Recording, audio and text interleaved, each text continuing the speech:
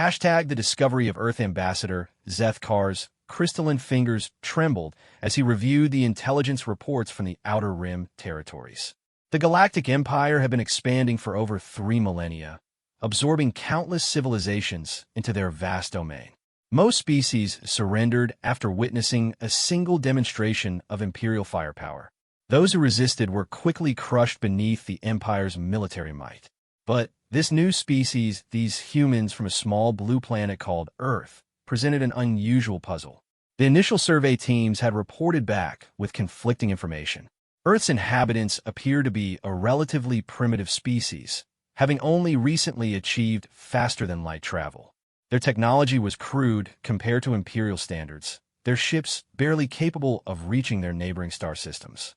Most concerning of all, their historical records showed an almost pathological aversion to large-scale conflict.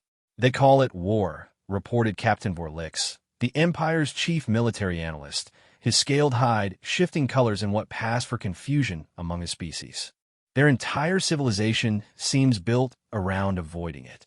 They've established something called the United Nations specifically to prevent global conflicts. Their literature is filled with warnings about the horrors of warfare. They've even created weapons so terrible that they refuse to use them against each other." Zethkar's compound eyes studied the holographic displays showing Earth's major population centers. Fascinating. A species that has developed military technology, but lacks the will to use it effectively. This should make integration into the Empire remarkably simple. The room fell silent as other members of the Imperial Council digested this information. For generations, the Empire had faced fierce resistance from warrior cultures across the galaxy. The Krexthani had fought to the last being, turning their homeworld into a radioactive wasteland rather than surrender. The Silicon Collective had required a decade-long siege before their crystal cities finally cracked. Even the peaceful Velterun had mounted a surprisingly effective guerrilla campaign from their forest worlds. But humans appeared different. Their own historical records spoke of devastating wars that had traumatized their species so deeply that they had actively worked to eliminate conflict from their society. They had created international laws, peace treaties, and diplomatic institutions all designed to prevent the very thing that had made other species formidable opponents. Perhaps, mused Counselor Rathvin, her tentacles writhing in thought, we have finally encountered a truly civilized species. One that has evolved beyond the primitive need for violence. The holographic data painted a picture of a species in decline. Human birth rates were falling across their planet. Their military forces, while technically competent, were small and clearly designed for peacekeeping rather than conquest. Most telling of all, their soldiers seemed to suffer from something called post-traumatic stress after even minor conflicts, rendering many of them unable to continue fighting. They've actually institutionalized the care of damaged warriors, Captain Vorlix reported with what might have been amusement. They have entire medical facilities dedicated to treating soldiers who have been psychologically wounded by battle. It's as if they consider warfare to be a disease that needs to be cured. Emperor Vexthal himself had reviewed the reports from his crystalline throne on the capital world of Nexus Prime. The ancient being, who had personally conquered 17 star systems in his youth, found the human psychology almost incomprehensible. How could an intelligent species evolve such an aversion to the very force that had shaped the galaxy? "Send the standard ultimatum," the Emperor had decreed, his voice resonating through the council chamber. "Offer them the choice: peaceful integration into the Empire or systematic destruction of their civilization. Given their documented fear of warfare, they will undoubtedly choose the former." The ultimatum had been transmitted to Earth 3 standard days ago. The message was clear and simple: surrender unconditionally within 10 rotations, or face the full might of the Imperial fleet. It was the same offer that had been made to over 400 species across the galaxy. Most accepted immediately upon seeing demonstrations of Imperial firepower. The few that refused had served as examples to others. But as the deadline approached, something unexpected had happened. Instead of the anticipated surrender, Earth had gone completely silent. No diplomatic responses, no pleas for mercy, no attempts at negotiation. Their communication networks had simply stopped transmitting to Imperial frequencies. More disturbing still, long-range sensors were detecting massive energy signatures from Earth's surface. Industrial production had increased by 300% overnight. Orbital installations that had been civilian research stations were rapidly being converted into military platforms. Most puzzling of all, ships were arriving at Earth from every human colony in their small stellar territory. They appeared to be mobilizing, Captain Vorlix reported, though his tone suggested he found the idea absurd. But our intelligence clearly indicates that humans lack both the stomach and the capability for effective resistance. Perhaps they're simply preparing to evacuate their leadership to preserve their government in exile. Ambassador Zethkar wasn't entirely convinced. Something about the human response felt wrong. In his centuries of diplomatic service, he had learned to recognize the patterns of species facing extinction.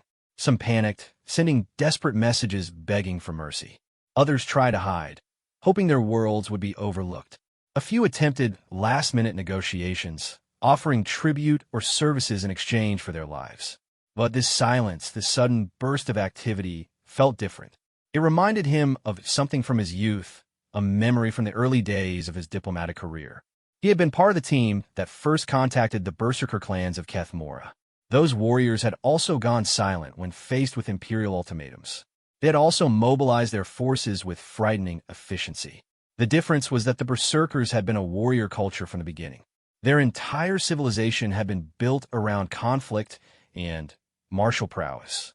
Humans, according to all available intelligence, were the exact opposite. They had supposedly evolved beyond such primitive instincts.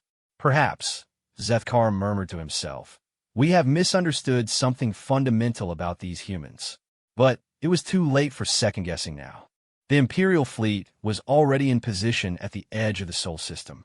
300 warships, enough firepower to sterilize a dozen worlds, waited for the deadline to expire. If humans truly feared war as much as their record suggested, they would surrender the moment they saw the assembled might of the Empire. If not, they would learn why resistance to the Empire was futile. The Emperor had made it clear that there would be no mercy for those who defied Imperial will. Earth would serve as an example to any other species that might be tempted to resist in the future. The countdown continued. 7 hours until the deadline expired. 7 hours until humanity would either join the Empire as subjects or be eliminated as a cautionary tale. In his private chambers aboard the flagship, Zethkar found himself staring at the intelligence reports one more time. Something about the human's psychological profile bothered him, like a puzzle piece that didn't quite fit. Their aversion to war was well documented, but so was something else that the analyst had largely dismissed. Humans, it seemed, had a concept called righteous anger. When truly threatened, when their core values were challenged, they were capable of what their own historians called total war. The problem was that their recent history showed them applying this concept only to the most extreme circumstances. But what, Zethkar wondered, could be more extreme than the complete extinction of their species? Hashtag First Contact Protocol Admiral Sarah Chun stood in the command center of Luna Station, watching the massive holographic display that showed the approaching Imperial fleet.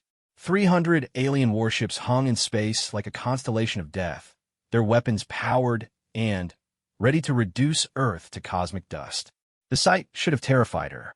Instead, it filled her with a cold, calculating fury that she hadn't felt since her days as a young Marine lieutenant in the Martian colonial wars.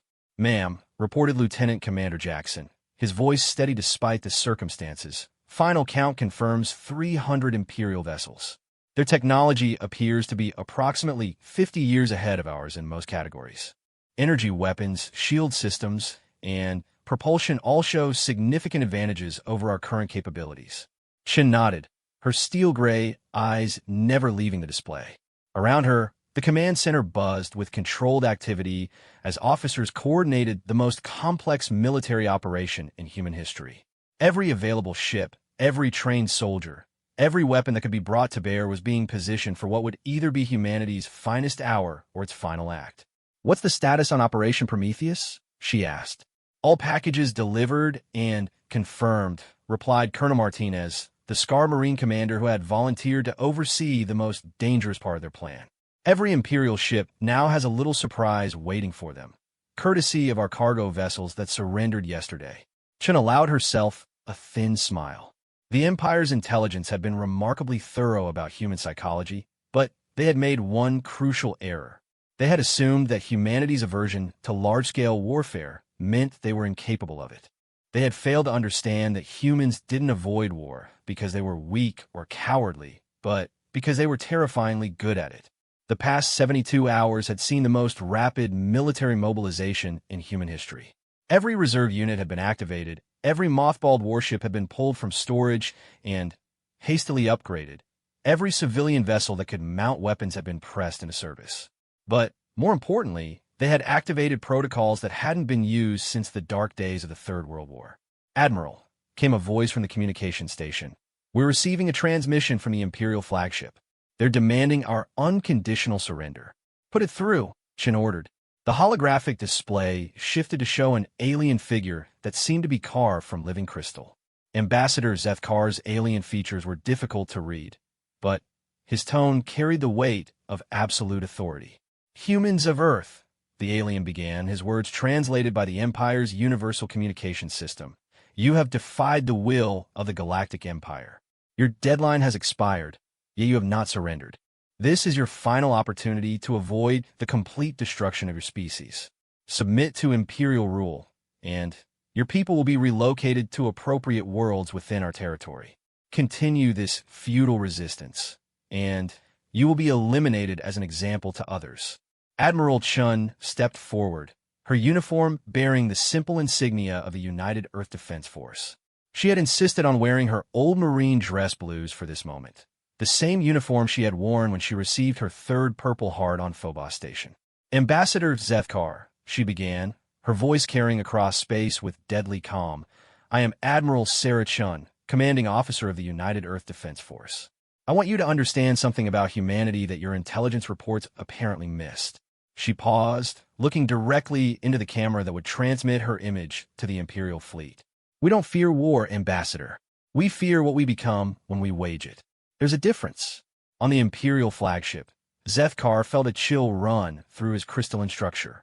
Something in a human admiral's tone reminded him of the Berserker clans, but worse. The Berserkers had been savage, brutal, and ultimately predictable in their violence. This human spoke with the measured tone of someone who understood exactly what they were capable of. "You speak bravely for someone whose entire fleet consists of primitive vessels that cannot match even our smallest escort ships," Zethkar replied. "Your weapons are crude, your defenses are inadequate, and your numbers are insufficient. Surrender now, and spare your people needless suffering." Admiral Chen's expression didn't change, but those who knew her could see the dangerous glint in her eyes. She had worn that same expression when she had personally led the assault on the Titan Rebellion stronghold, earning her the nickname Ice Queen of Mars. "You're absolutely right about our technological disadvantage," she admitted freely. "Your ships are faster, your weapons more powerful, your shields more advanced. In a straight fight, ship to ship, we'd lose badly." She paused again, and this time her smile was sharp enough to cut steel. "But, you see, Ambassador, humans stopped fighting fair wars about 5,000 years ago. We've had a lot of practice at killing things that are bigger, stronger, and more advanced than we are." The transmission ended abruptly, leaving the Imperial command staff staring at blank screens. For a moment, the bridge of the flagship was silent except for the hum of the ship's systems. "Curious, Captain Felix Musit." That almost sounded like a threat. "Impossible," replied Counselor Rathvin, though her tentacles writhed with what might have been nervousness. "Their entire civilization is built around avoiding conflict. They must be bluffing, hoping to frighten us into offering better terms." But Ambassador Zethkar was studying the tactical displays with growing unease. Something about the human fleet deployment bothered him. Their ships were arranged in what appeared to be defensive formations around Earth, but the patterns looked wrong. It was as if they were trying to channel the Imperial fleet into specific approach vectors. "Captain," he ordered, "run a deep scan of the local system. Check for any unusual energy signatures or unexpected objects." "Sir," the sensor operator reported after several minutes, "I'm detecting some anomalous readings in the asteroid belt." multiple small objects that weren't there during our initial survey. They appear to be moving. On the tactical display, thousands of tiny contacts suddenly appeared throughout the Sol system. They had been there all along, hidden among the asteroids, disguised as space debris, or simply too small to register as significant threats. But now they were activating, revealing themselves as an enormous network of automated weapons platforms, minefields, and hunter-killer drones. "Impossible," whispered Captain Felix. "Our intelligence indicated that humans had barely mastered interplanetary travel. How could they have deployed such an extensive defense network without our knowledge?" Ambassador Zethkar was beginning to understand. The human psychological profile hadn't been wrong, but it had been incomplete. Humans did indeed fear war and its consequences, but they had spent centuries preparing for it anyway, building weapons and strategies that they hoped never to use, but which they would deploy without hesitation when survival was at stake. They've been preparing, he realized aloud, not for conquest or expansion, but for this, for the day when someone threatened their very existence. "Sir," reported the communications officer, "we're receiving multiple transmissions from those platforms. They appear to be surrender demands." The main screen flickered to life, showing not Admiral Chun, but a grizzled man in combat fatigues whose uniform bore the distinctive insignia of the United Earth Marine Corps. His face was scarred, his eyes hard, and his voice carried the rough edge of someone who had seen too much combat. "Imperial Fleet, this is General William Iron Mike Harrison, Commanding General of the United Earth Marine Corps. You are now surrounded by approximately 50,000 automated weapons platforms, each one capable of taking out one of your ships. You have 30 seconds to power down your weapons and prepare to be boarded." The general's smile was neither friendly nor reassuring. "Gentlemen, welcome to Sol System. We've been expecting you." The Trap Springs Captain Vorlix stared at the tactical display in disbelief. The 50,000 weapons platforms that had suddenly materialized throughout the Sol System represented a level of military preparation that defied everything they knew about human psychology. But more disturbing than their numbers was their positioning. The platforms formed an intricate web of overlapping fields of fire that had somehow been constructed around the Imperial fleet without anyone noticing. "How is this possible?" he demanded. "Our sensors showed clear space during our approach. These platforms couldn't have been built in the 72 hours since we arrived." "Sir," reported the chief sensor operator, her voice shaking slightly. "Preliminary analysis suggests these installations have been in place for decades, possibly longer. They were using some kind of adaptive camouflage technology that made them appear to be ordinary asteroids or space debris." Ambassador Zethkar's crystalline form seemed to dim as he processed this information. "Decades," he repeated slowly. "They've been preparing for this encounter for decades, despite having no prior contact with any galactic civilization." On the main screen, General Harrison's scarred face waited patiently for a response. Behind him, other human officers moved with the efficient purpose of people who had rehearsed this scenario countless times. Everything about their demeanor suggested that this had all gone exactly according to plan. "This is impossible," Counselor Rathvin protested, her tentacles writhing in agitation. Their own historical records show them to be a peace-loving species that actively avoids military confrontation. They've spent the last century reducing their armed forces and converting weapons into civilian infrastructure. "Maybe," Zethkar mused, "that's exactly what they wanted us to think." The 30-second deadline was counting down on screens throughout the Imperial fleet. Captain Vorlix found himself facing an impossible situation. The Empire had never retreated from a primitive species before, but they had also never walked into a trap this sophisticated. If the human claims were accurate, his fleet was now at the mercy of an enemy they had completely underestimated. "Sir," reported the tactical officer, "our computers have analyzed the platform placements. If they all fire simultaneously, we would lose approximately 60% of our fleet in the opening salvo.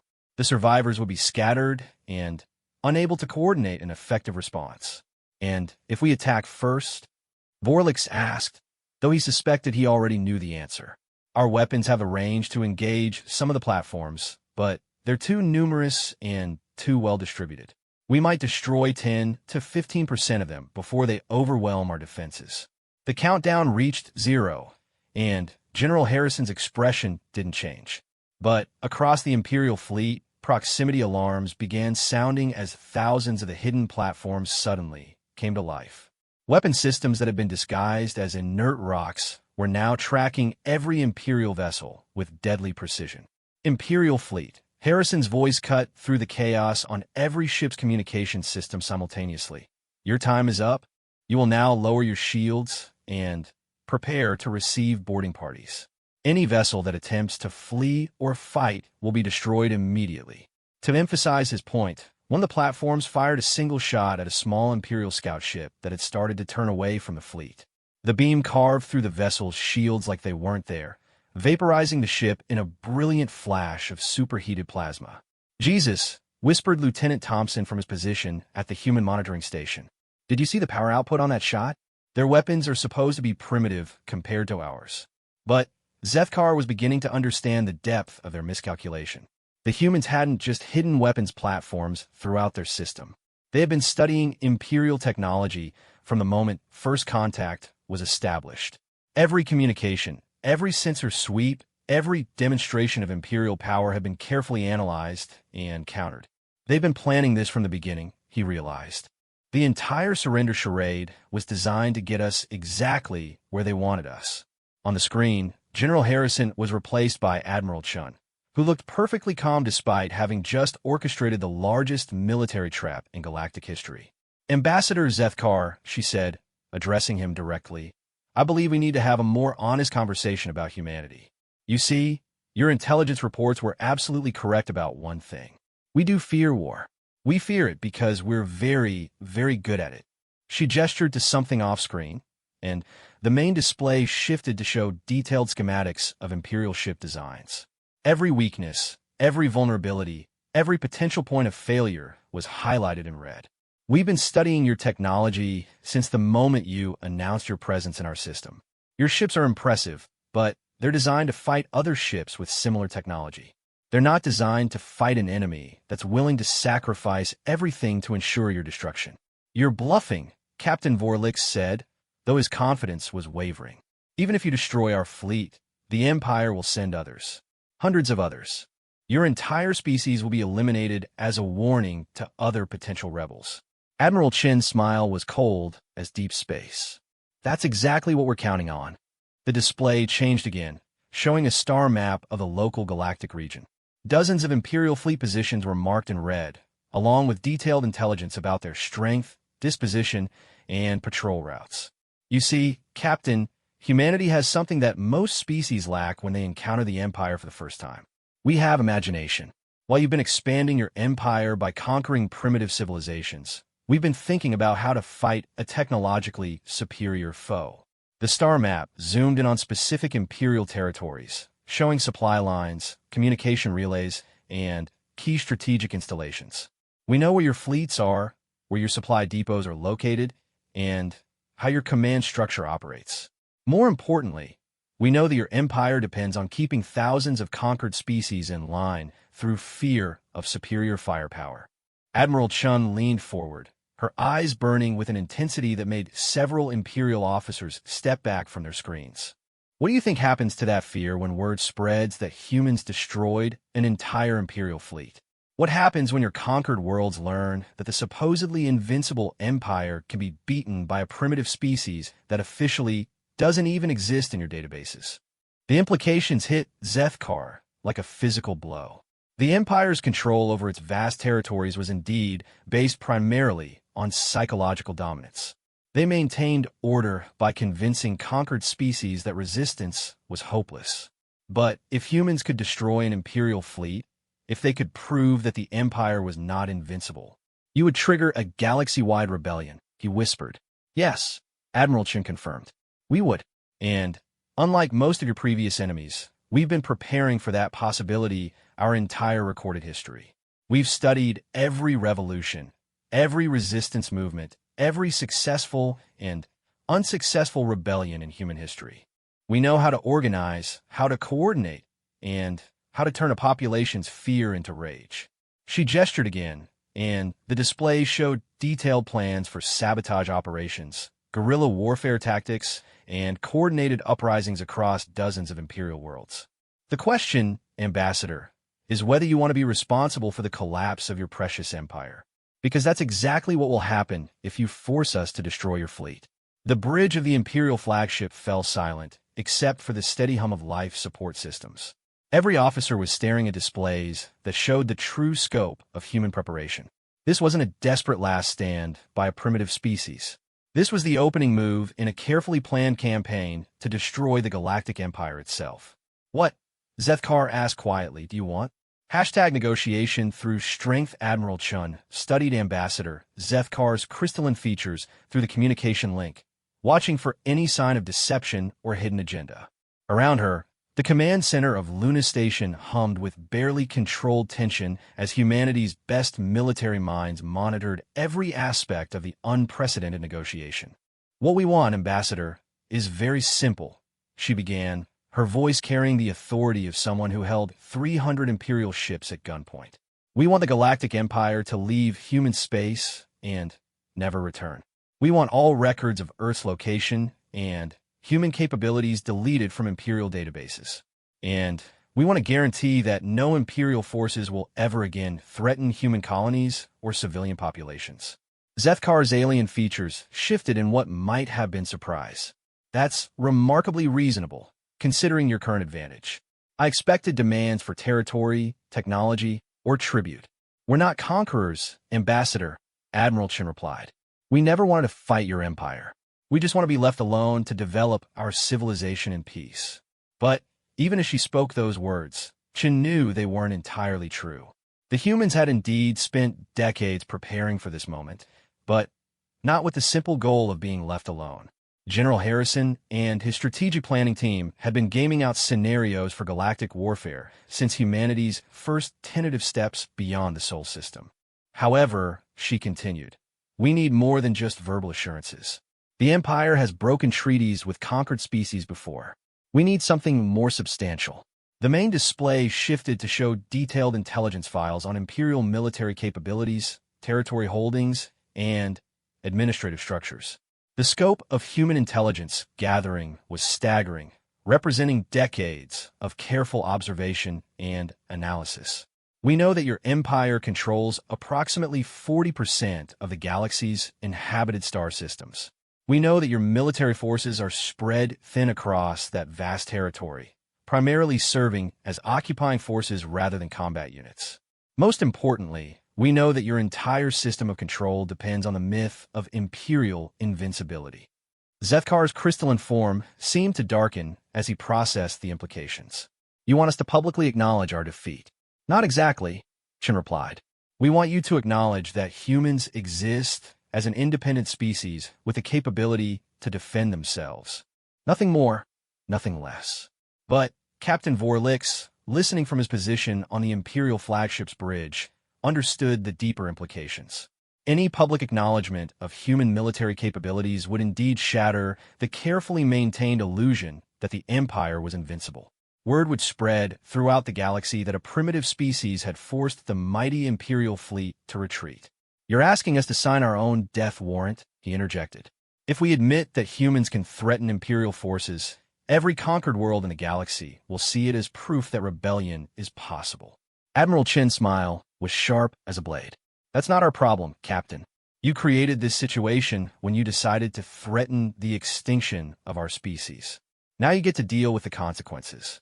On the Imperial flagship's tactical display, the 50,000 weapons platforms continued their silent vigil, each one locked onto specific targets throughout the fleet. The message was clear. Humanity held all the cards in this negotiation. There is another option, General Harrison interjected, his scarred face appearing on a secondary screen. One that might be more palatable to the Empire. Both Chun and Zethkar turned their attention to the Marine General, who had remained silent during the opening phases of the negotiation.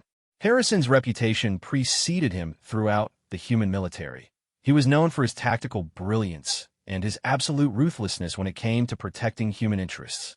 The Empire could announce that Earth has been designated as a protected research world, Harrison suggested. Claim that humans are a unique species with valuable biological or psychological traits that require careful study. establish a quarantine zone around human space, and forbid any Imperial contact without special authorization. Zethkar's alien features brightened slightly as he considered the proposal. That would allow us to withdraw our forces without publicly acknowledging defeat. The Empire could claim that the quarantine is for scientific rather than military reasons. Exactly, Harrison confirmed. Your Empire maintains face, humans get the independence we want, and nobody has to die today. But Admiral Chun was studying the Marine general with suspicious eyes. She had known Harrison for over 20 years, and she could recognize when he was playing a deeper game. The man didn't earn his nickname, Iron Mike, by accepting simple solutions to complex problems. "What's the catch, General?" she asked. Harrison's smile was predatory. "The catch, Admiral, is that this solution only works if the Empire never discovers the true extent of human military capabilities. As long as they think we're just a defensive force with some clever tricks, they'll honor the quarantine." The implications hit Chun immediately. "You're talking about offensive operations." "I'm talking about insurance policies," Harrison corrected. "The Empire needs to believe that attacking humans would be costly, but not impossible. If they ever discover that we've been developing weapons and strategies specifically designed to destroy galactic civilizations, they'll have no choice but to call in reinforcements and crush us before we become a real threat." On the Imperial flagship, Zethkar found himself caught between two impossible choices: accept the human proposals and risk triggering a galaxy-wide rebellion, or reject them and face the immediate destruction of his fleet along with the revelation that the Empire could be defeated by a supposedly primitive species. "There's a third option," he said slowly, "one that none of you have considered." Every human officer in the command center tensed, weapon systems throughout the Sol system cycling to maximum readiness. But Zethkar raised his crystalline hands in a gesture of peace. The Empire could offer humanity membership as equals rather than subjects. Make Earth a partner rather than a conquest. The suggestion sent ripples of shock through both human and Imperial forces. In 3,000 years of expansion, the Galactic Empire had never offered membership to a species that had not first been conquered and subjugated. Partnership implies shared goals and mutual benefit, Admiral Chen replied carefully. What could the Empire possibly gain from an alliance with humanity? Zethkar's alien features shifted into what might have been a smile. "Admiral, in the past 72 hours, your species has demonstrated strategic thinking and military preparation that surpasses anything we've encountered in 3 millennia of conquest. You've built weapon systems that our sensors couldn't detect, gathered intelligence that penetrated our most secure databases, and orchestrated a trap that neutralized our technological advantages." He paused, looking directly at the camera that transmitted his image to Luna Station. "The Empire doesn't need more subjects, Admiral. We have plenty of those. What we need are allies who can think like we do, fight like we do, and help us face the threats that exist beyond the borders of known space." General Harrison leaned forward, his interest clearly piqued. "What kind of threats?" "The kind that requires the sort of strategic thinking and tactical innovation that humanity has just demonstrated," Zethkar replied. "The galaxy is larger than the Empire, Admiral Chun, and some of the things that live in the dark spaces between stars make our little territorial dispute look like a children's game." For the first time since the crisis began, Admiral Chun found herself facing a genuinely unexpected development. The possibility of alliance rather than conflict opened up scenarios that no one had prepared for. But she also knew that accepting such an offer would fundamentally change humanity's destiny. They would no longer be an isolated species developing in peaceful obscurity. They would become active participants in galactic affairs, with all the dangers and opportunities that implied. "We'll need to discuss this proposal with our leadership," she said finally.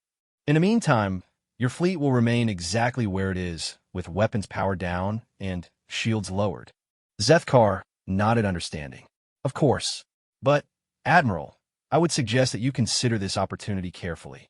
The galaxy is about to become a much more dangerous place, and humanity may discover that they need allies more than they need independence." Hashtag the new Galactic Order 6 months after the Sol System standoff. Admiral Sarah Chun stood on the observation deck of the UES Humanity's Pride, humanity's first star-class dreadnought, watching the construction of what would soon become the largest military shipyard in known galactic space. The massive orbital facility stretched for hundreds of kilometers around Earth's second moon, its automated assembly lines working around the clock to produce vessels that incorporated the best of both human and imperial technology. The partnership between humanity and the Galactic Empire had surprised everyone, including most of the negotiators who had hammered out the details. What had begun as a desperate defensive action had evolved into something unprecedented in galactic history, an alliance of equals between two military powers that recognized each other's strengths. "Admiral," reported Captain Martinez, the former Marine colonel who now commanded the Pride security forces, "we're receiving the final intelligence briefings from Imperial Command. The situation in the Andromeda Contact Zone has deteriorated significantly." Shin nodded grimly. The threats beyond known space that Ambassador Zethkar had referenced during their negotiations had proven to be far more serious than anyone had initially believed. 3 months ago, long-range Imperial scouts had made contact with what appeared to be an expanding wave of mechanized entities that consumed entire star systems, stripping them bare of all resources before moving on to the next target. The entities, dubbed harvesters by Imperial xenobiologists, represented everything that both humans and the Empire had nightmares about. They were technologically superior to any known galactic civilization, completely without mercy or the possibility of negotiation, and they were heading directly toward the outer territories of Imperial space. "What's the estimated timeline for first contact?" Chen asked. "Imperial projections suggest 18 to 24 months before the harvester wave reaches the outer rim colonies," Martinez replied. "After that, it's approximately 5 years before they reach core Imperial territory, and 12 years before they reached Earth," Chun thought, but didn't say. The mathematics were grim, but not hopeless. Humanity and the Empire together had advantages that neither possessed alone. Imperial technology and resources combined with human tactical innovation and strategic thinking had already produced remarkable results. The human contribution to the alliance had surprised even Chen herself. It wasn't just their military capabilities that impressed their Imperial partners, but their approach to problem-solving. Where Imperial doctrine relied on overwhelming force and technological superiority, human military thinking emphasized adaptation, innovation, and what General Harrison called creative problem-solving. "Ma'am," interrupted Lieutenant Commander Park from the communications station, "we're receiving a priority transmission from Terra Station. The Joint Planning Committee has finalized Operation Aegis." Chun smiled as she reviewed the operational summary. Operation Aegis represented everything that made the Human-Imperial Alliance unique. Instead of meeting the Harvesters head-on in a massive fleet engagement that they would almost certainly lose, the joint forces would implement a strategy that played to their combined strengths. Imperial manufacturing capabilities would produce vast quantities of automated defense platforms, similar to the ones that had trapped the original Imperial fleet in Sol System. Human strategic planning would coordinate their deployment in a layered defense network spanning dozens of star systems. Imperial fleet units would provide mobile firepower and logistic support, while human special forces teams would conduct reconnaissance and sabotage operations behind enemy lines. But the real innovation was the psychological component. Humans had convinced their Imperial partners that the key to defeating the Harvesters lay not in destroying their fleets, but in disrupting their coordination and decision-making processes. If the Harvesters operated as a collective intelligence, then targeted strikes against their communication networks might fragment their forces and turn their greatest strength into a vulnerability. "Admiral," came another report, this time from the tactical station. "Long-range sensors are detecting a massive energy signature approaching from the direction of Alpha Centauri. Configuration matches the expected profile of the new Joint Task Force." Through the observation deck's massive transparisteel windows, Chun could see the approaching fleet that represented the new reality of galactic military power. Imperial dreadnoughts flew in formation with human carriers, their combined firepower greater than anything either species could have fielded alone. But more importantly, their crews had learned to think and fight as a unified force. The joint training exercises had revealed something that surprised both human and Imperial military leaders. When human creativity was combined with imperial discipline and resources, the result was a military capability that was exponentially greater than the sum of its parts. Human officers brought tactical flexibility and innovative thinking to imperial operations, while imperial officers provided the organizational structure and technological resources that allowed human strategies to be implemented on a galactic scale. "Ma'am," reported the communications officer, "we're receiving a personal message from Ambassador Zethkar. He's requesting permission to come aboard for a private conference." Shin raised an eyebrow. Since the formation of the Alliance, Zethkar had served as the primary liaison between human and imperial high commands. His request for a private meeting suggested developments that went beyond routine military coordination. 30 minutes later, Shin found herself in her private conference room facing the crystalline alien who had become not just an ally, but something approaching a friend. Zethkar's alien features were difficult to read, but Chen had learned to interpret the subtle changes in his luminescence that indicated his emotional state. "Admiral," he began without preamble, "I've received disturbing intelligence from our deep space monitoring stations. The Harvester Advance is moving faster than projected, and their capabilities appear to be greater than we initially estimated." Chun felt a chill run down her spine. "How much faster?" "Best case scenario, we have 8 months before first contact. Worst case, they could reach the outer rim colonies within 4 months." The implications were staggering. Operation Aegis had been designed for an 18-month preparation timeline. Compressing that to 4 to 8 months would require fundamental changes to their strategy. "There's more," Zethkar continued. "Our analysts have identified what appears to be advanced scout units probing the edge of Imperial space. They're not just harvesting resources, Admiral. They're gathering intelligence about our military capabilities and strategic dispositions."